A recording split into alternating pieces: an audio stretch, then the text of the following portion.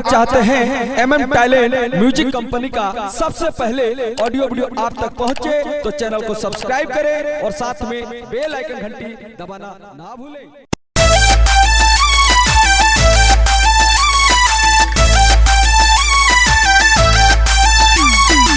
कटहल के जैसे गोटालू गोरी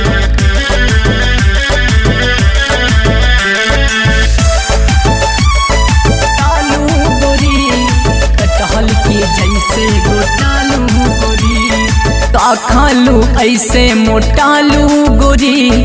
कटहल के जैसे गोटालू गोरी गोटालू गोरी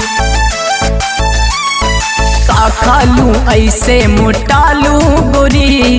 कटहल के जैसे गोटालू गोरी हम तो तोहरे लहजान होई गईनी जियान सुना सुनाए हमर हसीना तड़पीले हम तारो जीना दहिया छोड़े पसीना तड़पीले हम तारो जीना दहिया छोड़े पसीना पसीना।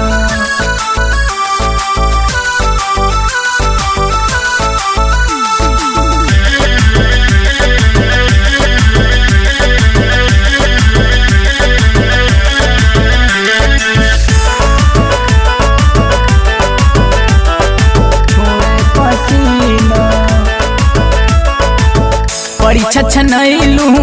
हम न पियलू हो गोरिया पनिया हो तड़पत बानी हो रानी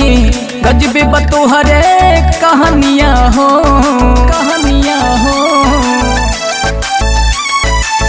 परी छनैलू हम न पियलू हो गोरिया पनिया हो तड़पत बानी हो रानी गजबे बतोहर है कहानिया हो देखते रह जाए लोगवा कुछ ना बुझाए देखते रह जाए लोगवा कुछ ना बुझाए छोड़ के जाइब हम तोहके कहीं ना